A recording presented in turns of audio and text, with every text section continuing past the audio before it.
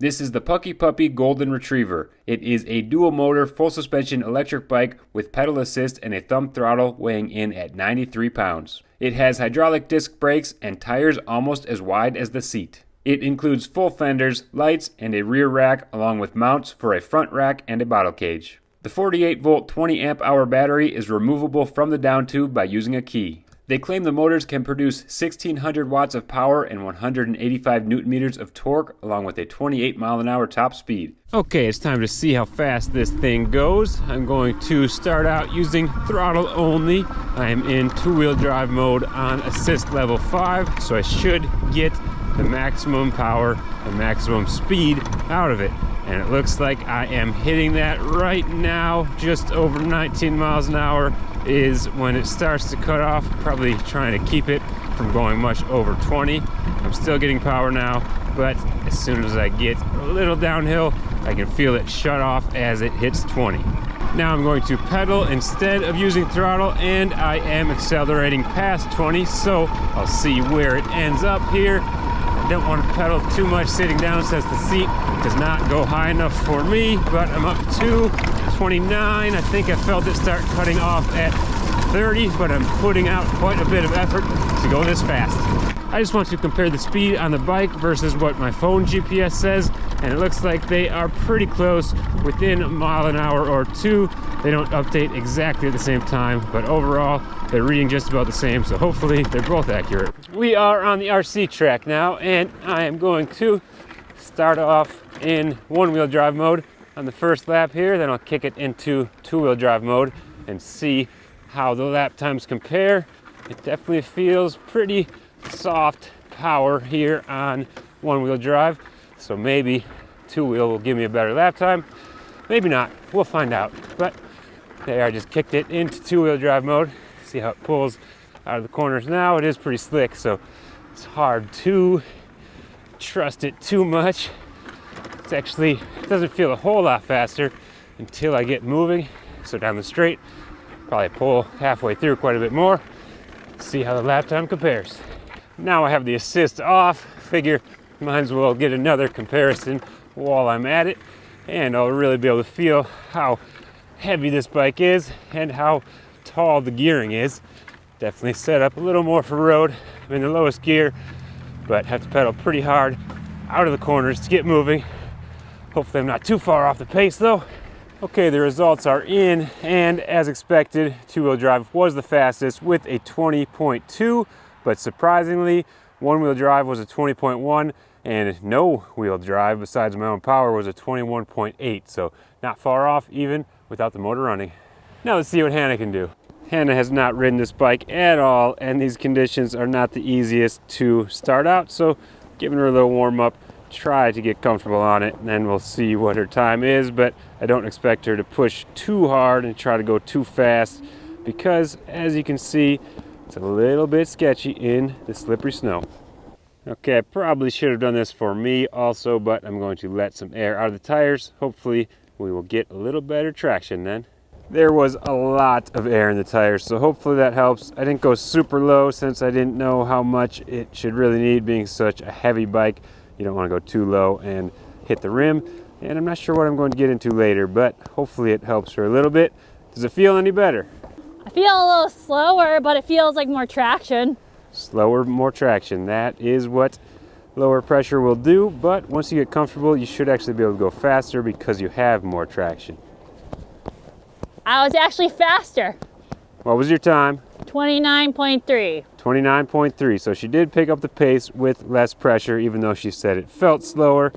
It's all about how you can control the power and the bike, and tire pressure is key in doing so. How does the rest of the bike feel to you? Really heavy. Heavy and probably a little big? Really big for me, at least. But again, we always put this in perspective. I'm about 5'4", Pat's 6 foot.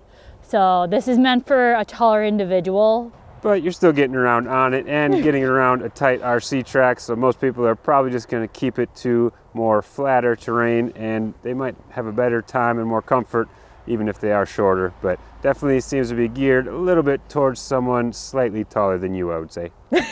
Yeah, I would say so too. But yeah, I do agree with you. If you're just cruising on in on the flat ground, it's good. But like say if you're going in over these little rollers, it's not going to feel so good.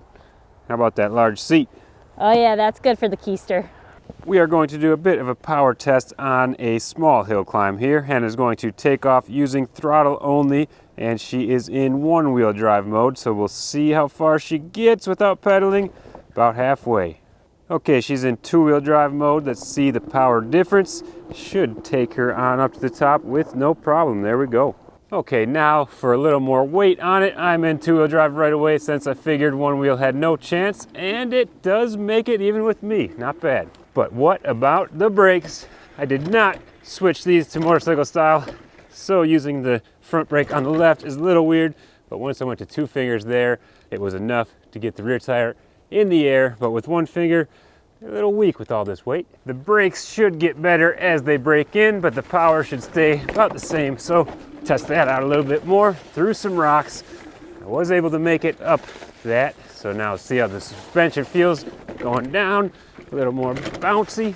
The suspension does feel pretty soft in the rear.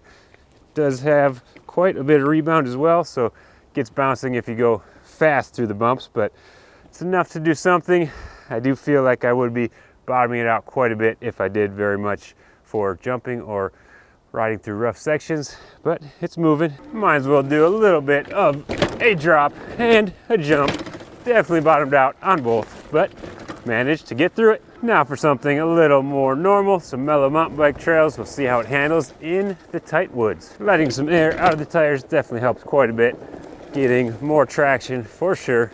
Wow, it does want to take off, but not as much as I expected actually. It's a little bit less aggressive in the power department than some of the other bikes I've ridden like this. Let's see how Hannah handles this section. She hasn't ridden one of these bikes in the tight stuff in quite a while, so it'll be a good test to see how controllable that power is. I think it's actually easier to ride than some of the other bikes with more aggressive power because it's easier to control that power out of tight corners like that. A little bit of hesitation there, but she's able to handle it and continue on down the trail. So with the tight and nimble stuff, I really prefer the throttle. It just makes it a lot easier. The pedals, it makes it harder for me to actually control the movement. I have been trying just to pedal because these are supposed to be mountain bike trails, right? So might as well try to make it feel a little bit like that. And as soon as it gets going too fast, you can just use the brakes to shut that motor off relatively quickly, or actually instantly. I don't know about this one here. Oh, up and over. Can't be too heavy if I can get over that, right? Here is one of the most important tests for me anyway. Can it go fakie? And the answer is yes, although I didn't go fakie very well there, so I'll try again and see if I can get it to go a little further this time. There we go. Getting a little squirrely, but rolled out pretty far. Almost as important as the fakie is the skinny. See if it can stick to this telephone pole, and it does. Now we are cruising down our lane to the pond, and this is probably where this bike is best suited. Enough suspension to take up the small bumps and as much speed as you want. I have to put that two-wheel drive to the test somehow, right? So take some not so average trails. Come on, plow right through. Okay. Got stopped, but made it pretty far. I don't think I can ride out of this one, but a two-wheel drive can help pull the bike up at least. I hope. Come on. Okay, I didn't think this part through so much. There we go. Burnout. Here's another good two-wheel drive test. Can I plow through these cattails? I'm getting pretty far, but not quite there. I'll have to try the other direction. A little bit of downhill action should help here, and I should have worn glasses, but I made it. Well, it was getting dark, cold, and windy, so we're going to end this session here. But the one thing that stuck out most to me during this first riding session was that it did not have quite as much power as I expected. I thought there would be a little bit more pull on that front end to get through some things like those cattails and stuff like that, but it's not all a bad thing because it was more rideable through the tight woods. If you have too much power going to that front end, it can be a lot to control. So not all bad, but it was enough to have some fun. If you want to learn more about this bike or pick one up for yourself, you can check out the link in the description below. Thanks for watching.